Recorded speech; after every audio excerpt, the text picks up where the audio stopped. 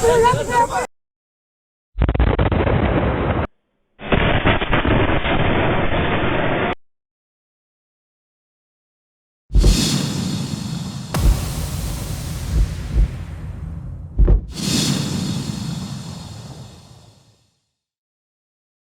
Welcome to Tejaswi media. So దేశ రాజధాని ఢిల్లీలో జరిగినటువంటి ఆత్మాహుతి దాడి, కార్ బ్లాస్ట్ ఏదైతే ఉందో అది మరవక ముందే శ్రీనగర్ లోని నావ్గావ్ పోలీస్ స్టేషన్ లో చాలా పెద్ద భారీ పేలుడు సంభవించిందని చెప్పేసి మనం మాట్లాడుకుంటా ఉన్నాం. సో ఇక్కడ చాలా క్లారిటీగా మనం మాట్లాడుకోవాల్సిన విషయాలు ఎన్నో ఉన్నాయి. సో దీంట్లో చాలా మంది డాక్టర్స్ ని చాలా దేవుళ్ళలాగా మనము భావిస్తూ ఉంటాం. సో ఇక్కడ సో కాల్డ్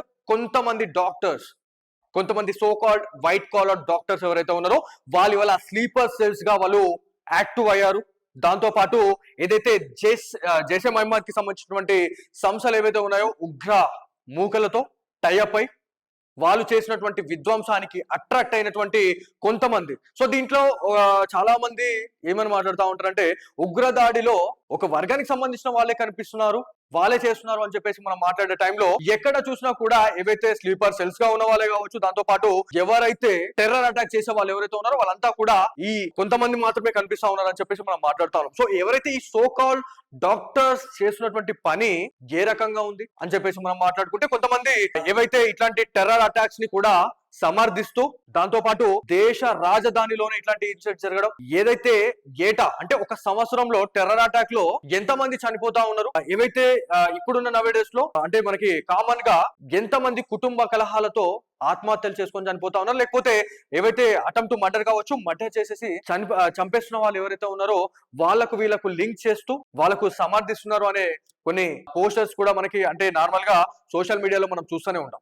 సో దీంట్లో ఎవరైతే వైట్ కాలర్ డాక్టర్స్ గురించి మనం మాట్లాడుతున్నాం కాబట్టి ఏదైతే వీళ్ళ గురించి మనం మాట్లాడుకుంటే శ్రీనగర్ లోని ఒక ఏరియా నుంచి ఒక్కసారి డొంక కదిలిస్తే హైదరాబాద్ లోని భాగ్యనగరం, ఏదైతే గ్రేటర్ హైదరాబాద్ లోని రాజేంద్ర నగర్ లో ఆ జాడ అనేది బయటపడింది అని చెప్పేసి మనం మాట్లాడుతున్నాం.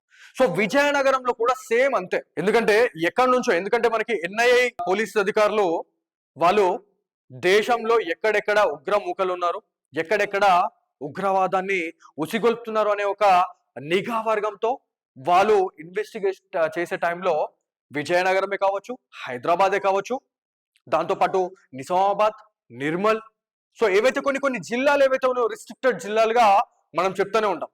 సో ఉగ్రవాదాలకు సంబంధించినటువంటి మూలాలు ఇక్కడ చాలా పెద్ద ఎత్తున ఉన్నాయని చెప్పేసి ఎన్ఐఏనే క్లియర్ స్టేట్మెంట్ ఇచ్చింది. సో ఇదంతా కూడా పక్కన పెడదాం. సో ఇవాళ వైట్ కాలర్ డాక్టర్స్ గురించి మనం మాట్లాడాల్సిన పరిస్థితి ఖచ్చితంగా ఉంది.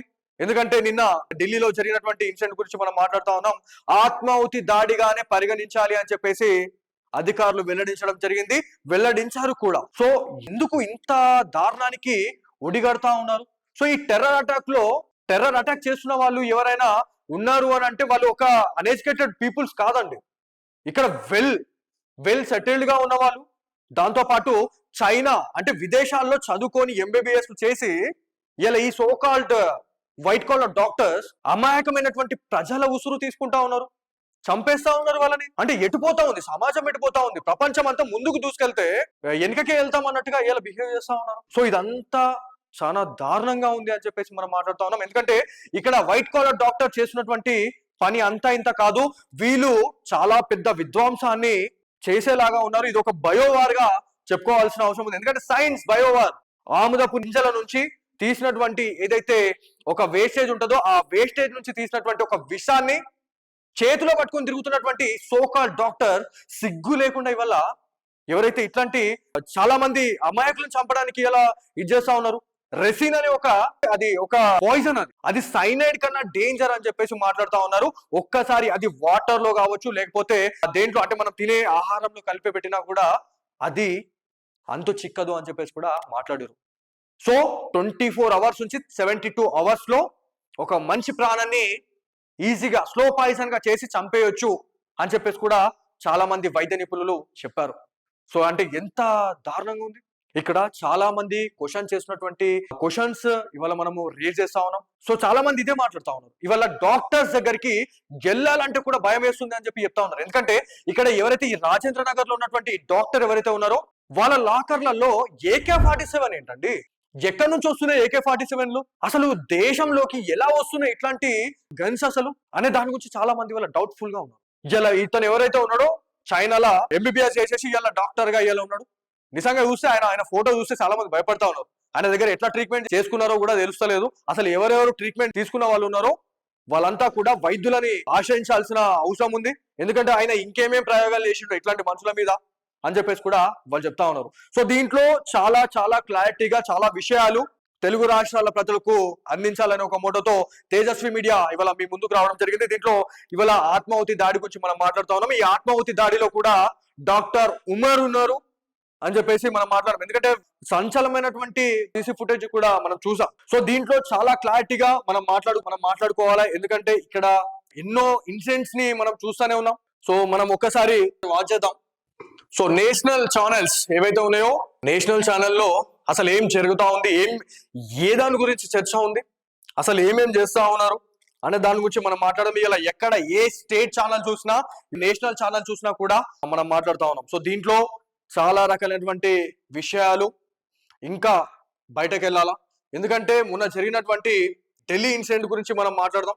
సో ఈ క్యాండిడేట్ ఎవరు అని అంటే జైషే మహమ్మద్ కి సంబంధించినటువంటి ఉగ్రవాద సంస్థలు ఏవైతే ఉన్నాయో వాళ్ళకి అనుబంధ సంస్థలకి వీళ్ళు ఇలా టీం వర్క్ చేస్తా ఉన్నారు. దేశంలో ఉంటూ దేశం తింటూ ఇలా దేశాన్ని కుప్పకూల్చాదామని చెప్పేసి వీళ్ళు చేస్తా ఉన్నారు. వీళ్ళు ఎవరైతే ఉన్నారు వీళ్ళంతా కూడా ఆటమ్ బాంబ్, టైం బాంబ్ అని చెప్పేసి మాట్లాడుతా ఉన్నారు. సో ఈ క్యాండిడేట్ చేసినటువంటి ఘనకార్యం గురించి మనం మాట్లాడుకుంటే ఎవరైతే చాలా మంది నిరుపేదలు ఎవరైతే ఉన్నారో వాళ్ళని టార్గెట్ చేసుకొని డబ్బుని ఉసుగొలిపి ఒక స్లీపర్ సెల్స్ గా వాళ్ళని యాక్టివ్ చేశారు అని చెప్పేసి కూడా మనము వీళ్ళ గురించి మనం మాట్లాడడం జరిగింది. ఢిల్లీ కార్ బ్లాస్ట్ కి సంబంధించి చాలా విషయాలు కూడా మనము మాట్లాడుకోవాల్సిన అవసరం ఉంది. సో దీంట్లో ఎంతో ఇన్ఫర్మేషన్ అనేది కూడా మనము గ్యాదర్ చేయడం జరిగింది. సో ఈ ఇన్ఫర్మేషన్ అనేది ఏముంది అనే దాని గురించి మనం మాట్లాడుకుంటే మన దగ్గర కొంత ఇన్ఫర్మేషన్ వచ్చింది. సో ఇన్ఫర్మేషన్ లో ఏంటంటే ఢిల్లీ కార్ బ్లాస్ట్ ఆత్మాహుతి దాడిగా నిర్ధారించడం జరిగిందని చెప్పేసి మనం మాట్లాడుతా ఉన్నాం. ఫ్రెండ్స్, ఇక్కడ చాలా డీటెయిల్ గా మన తేజస్వి మీడియా ఇవాళ మీకు కొన్ని విస్తుపోయే నిజాల్ని కూడా చెప్పబోతా ఉంది. సో ఈ కార్ బాంబ్ బ్లాస్ట్ గురించి మనం మాట్లాడుకునే టైంలో ఇక్కడ ఏ రకంగా ఈ దాడి చేశారు, అసలు ఎలా ఏ రకంగా ప్లాన్ చేశారు అనే దాని గురించి ఇవాళ మనము ఖచ్చితంగా చర్చించుకోవాలా.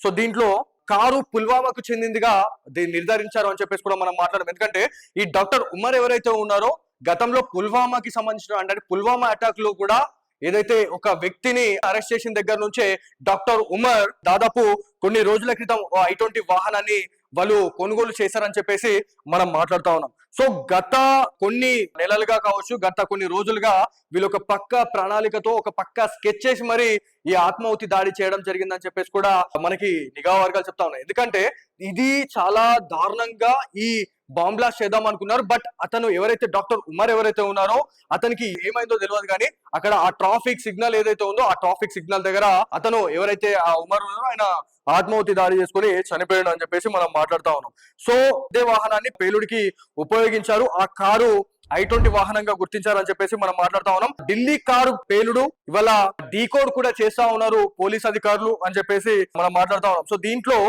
ఎవరైతే జమ్మూ కాశ్మీర్ కి సంబంధించినటువంటి ముగ్గురు అనుమానాస్పదంగా ఉన్నారో వాళ్ళని పట్టుకోవడం జరిగిందని చెప్పేసి మాట్లాడుతా ఉన్నాం. దీంట్లో ఎవరైతే మెయిన్ సూత్రధారులు ఎవరైనా ఉన్నారు అని అంటే వాళ్ళ గురించి మనం మాట్లాడుకోవాలా. సో దీంట్లో మెయిన్ క్రూషల్ గా వీళ్ళ గురించి మనం ఖచ్చితంగా డెప్త్ గా మాట్లాడుకోవాలా.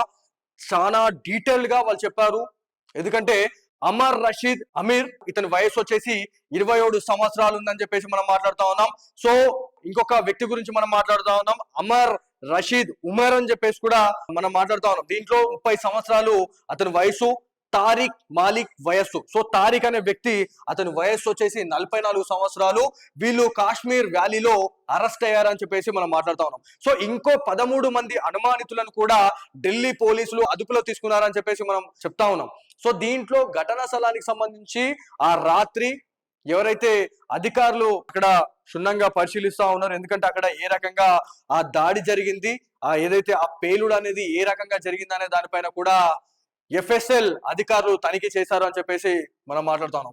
సో పేలుడికి సంబంధించినటువంటి పలు పదార్థాలను స్వాధీనం చేసుకున్నట్లు అధికారులు వెల్లడించారు. బాంబ్ బ్లాస్ట్ దగ్గర నిందితుడు డిఎన్ఏ నమూనాలు కూడా సేకరించారు. దాంతో పాటు వాళ్ళ ఫ్యామిలీ డీటెయిల్, అంటే ఫ్యామిలీకి సంబంధించి తల్లిదండ్రుల నుంచి డిఎన్ఏ శాంపుల్ తీసుకొని ఉమరేనా లేకపోతే ఇంకెవరైనా ఈ ఆత్మాహుతి దాడికి పాల్పడ్డారనే కోణంలో కూడా వాళ్ళు ఎంక్వైరీ చేశారు అని చెప్పేసి మనం మాట్లాడుతా ఉన్నాం. సో ఇది ఈ కార్ అనేది ఎక్కడి నుంచి వచ్చింది అనే దాని గురించి మనం మాట్లాడుకుంటే, కారు ఎక్కడి నుంచి వచ్చింది అనే విషయంపై ఇన్వెస్టిగేషన్ చేస్తా ఉన్నారు అక్కడ ఉన్నటువంటి అధికారులు. వందలాది సీసీ కెమెరా విజువల్స్ ని వాళ్ళు జల్లడ పట్టే ప్రయత్నంలో ఎన్నో రకాలైనటువంటి వీడియో ఫుటేజ్లు కూడా బయటపడ్డాయి. చాలా దగ్గర ఆగడం జరిగింది. తను అక్కడ ఏదైతే రెడ్ ఫోర్ట్ ఏదైతే ఉందో ఆ ఏరియాలో కూడా 3.5 గంటల పాటు అదే కార్ లో ఉన్నాడు ఉమర్ అని చెప్పేసి కూడా నిఘా వర్గాలు చెప్పాయి. సో దీంట్లో బహదూర్పూర్ సరిహద్దు నుంచి ఎర్రకోట పార్కింగ్ స్థలం వరకు అన్ని సీసీ కెమెరాలు వాళ్ళు జల్లడ పడతా ఉన్నారు. సో అది ఎప్పుడు ఇన్సిడెంట్ అయింది, ఏ టైంలో ఇన్సిడెంట్ అయింది అనే దాని గురించి మనం మాట్లాడుకుంటే 6:52 దేశ రాజధాని ఢిల్లీ ఎర్రకోట పార్కింగ్ స్థలంలో ఈ బాంబు పేలుడు జరిగిందని చెప్పేసి మనం మాట్లాడడం. దేశంలో పలు రిస్ట్రిక్టెడ్ ప్లేస్లు ఏవైతే ఉన్నాయో దాంతో పాటు విమానాశ్రయాలు కావచ్చు, రైల్వే స్టేషన్స్, సో వీటన్నిటిని కూడా వాళ్ళు హైలైట్ చేశారు. సో వీళ్ళు ఎవరైతే డాక్టర్ ఉమర్ కార్ ఎవరైతే ఉందో ఈ తారిక్ మాలిక్ అనే ఒక వ్యక్తి దగ్గర వాళ్ళు కొనుగోలు చేయడం జరిగింది. సో ఫరీదాబాద్ లో కూడా ఐఈడీలతో పట్టుబడ్డారు ఈ ఇద్దరు డాక్టర్లు అని చెప్పేసి కూడా మనం మాట్లాడుతా ఉన్నాం. సో ఇక్కడ ఇంత క్లారిటీగా వాళ్ళు మాట్లాడారు. దాంతో పాటు వారి దగ్గర నుంచి అక్షరాలు 2,900 కేజీల ఏదైతే అమోనియం నైట్రేట్ ను స్వాధీనం చేసుకున్నారు పోలీస్ అధికారులు అని చెప్పేసి మనం మాట్లాడుతా ఉన్నాం. ఎంత దారుణం అంటే ఇట్లాంటి పేలుడు పదార్థాలు వీళ్ళ దగ్గరికి ఎలా వస్తున్నాయి, షెల్టర్ ఎవరు ఇస్తా ఉన్నారు అనే దాని గురించి కూడా మనం మాట్లాడుకోవాలి. ఎందుకంటే చాలా మంది క్వశ్చన్ చేస్తా ఉన్నారు. ఇవాళ రోహింగ్యులు ఎవరైతే ఉన్నారో అక్రమ చొరబాటుదారులు, వాళ్ళ గురించి కూడా మనం మాట్లాడుకోవాలి. ఎందుకంటే వాళ్ళకి ఆధార్ కార్డ్ లేదు. ఆధార్ కార్డ్ లేకుండా ఇవాళ గ్రేటర్ హైదరాబాద్ లోని కొన్ని ఏరియాలు ఏవైతే ఉన్నాయో, టోలీ చౌకీ కావచ్చు, దాంతోపాటు కొన్ని ఏరియాలు ఏవైతే ఉన్నాయో ఓల్డ్ సిటీ కావచ్చు, వాళ్ళందరికీ ఎలా ఇస్తా ఉన్నారు ఇవన్నీ షెల్టర్స్ అని అంటే, కొంతమంది అమ్ముడు పోయి ఎలా వాళ్ళకి షెల్టర్ ఇస్తా ఉన్నారు. ఇలా షెల్టర్ ఇస్తున్నారు, ఓకే, రేపు పొద్దున మన పక్కనే వాళ్ళు బాంబులు వేసేసి పోయే రోజు కూడా వస్తుంది అని చెప్పేసి నిఘా వర్గాలు చెప్తా ఉన్నారు. సో దీంట్లో ఇంకా క్లారిటీగా మనం మాట్లాడుకుంటే డాక్టర్స్, వైట్ కాలర్ డాక్టర్ చేసినటువంటి బయోవార్ అంతా ఇంత కాదు అని చెప్పేసి మనం మాట్లాడుతూ ఉన్నాం. ఇప్పుడున్నటువంటి నవే డేస్ లో చాలా మంది విశ్లేషకులు, చాలా మంది నిపుణులతో మాట్లాడినప్పుడు వాళ్ళు ఒకటే చెప్తా ఉన్నారు, ఎట్టి పరిస్థితుల్లో బయట ఫుడ్ తినకండి, బయట ఏది కూడా మీరు స్వీకరించకండి అని చెప్పేసి కూడా చెప్తా ఉన్నారు. ఎందుకంటే ఇట్లాంటి వాళ్ళు చేయడం వల్ల ఇలా మనకి బయట సెక్యూరిటీ లేకుండా పోయింది అని చెప్పేసి కూడా వాళ్ళు మాట్లాడుతూ ఉన్నారు.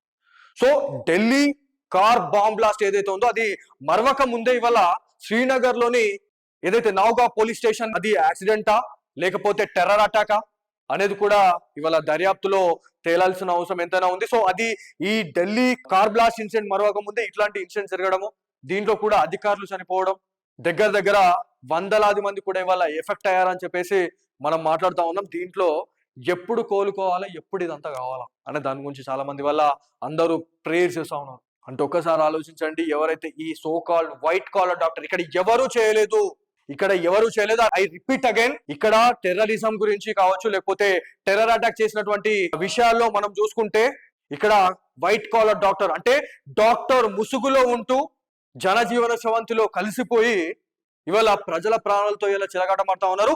అమాయకులను ఇవాళ టార్గెట్ చేసి ఎక్కడెక్కడ రద్దీ ప్రదేశాలు ఉన్నాయి వాటిలో బాంబ్ బ్లాస్ట్ ఎలా ప్లాన్ చేస్తా ఉన్నారు అని చెప్పేసి కూడా మనం మాట్లాడుతా ఉన్నాం. సో డెఫినెట్లీ హైదరాబాద్ ప్రజలందరికీ కూడా మా తేజస్వి మీడియా తరఫున మేము ఒకటే కోరుతా ఉన్నాం, ఎవరైతే రాజేంద్ర నగర్ లోని ఎవరైతే ఆ డాక్టర్ ఎవరైతే ఉన్నారో అతని దగ్గర ఎవరైనా వైద్యం తీసుకోవడం జరిగిందా లేదా అనేది కూడా ఖచ్చితంగా మాట్లాడుకోవాలి. ఎందుకంటే వీళ్ళు చిన్న దుకాణాలు పెట్టుకొని ఇలా ఈ దందా కూడా చేస్తా ఉన్నారు. హెల్త్ బాగాలేకపోతే ఇట్లాంటి వాళ్ళని కూడా ఆశ్రయించే పరిస్థితి ఉంటుంది. సో అట్లాంటి వాళ్ళని కూడా టార్గెట్ చేస్తా ఉన్నారు అని చెప్పేసి మనం మాట్లాడుతా ఉన్నాం. సో ఇది చాలా దారుణంగా ఉంది. ఎందుకంటే మెయిన్ గా రిస్ట్రిక్టెడ్ ప్లేసెస్ ఏవైతే ఉన్నాయో మహానగరాల్ని మాత్రం చాలా హైలైట్ అయితే చేశారు. ఎక్కడైనా మీకు అనుమానాస్పదంగా ఎవరైనా కనిపించినా కూడా డయల్ 100 కి కాల్ చేయండి అని చెప్పేసి చాలా మంది వల్ల పోలీస్ అధికారులు, రాష్ట్ర స్థాయిలో ఉన్నటువంటి డీజీపీ స్థాయి అధికారులు కూడా ఇవాళ పిలుపునిస్తున్న పరిస్థితి ఉంది. సో ఏదేమైనప్పటికీ ఢిల్లీ రాజధానిలో జరిగినటువంటి కార్ బ్లాస్ట్ మరొక ముందే మరోసారి శ్రీనగర్ లో బాంబు పేలుడు అది యాక్సిడెంటల్ గా జరిగిందా లేదా టెర్రర్ అటాక్ అనే కోణంలో ఖచ్చితంగా ఇవాళ చాలా మంది ఎదురు చూస్తా ఉన్నారు. సో ఖచ్చితంగా ఎదురు చూడాల్సిన అవసరం ఎంతైనా ఉంది. సో ఎవరైనా అనుమానాస్పదంగా కనిపిస్తే మాత్రం డెఫినెట్లీ డైల్ 100కి కాల్ చేయండి అని చెప్పేసి సిపి సజ్జనార్ పిలుపునిచ్చారు. సో ఇది వీళ్ళది స్పెషల్ స్టోరీ.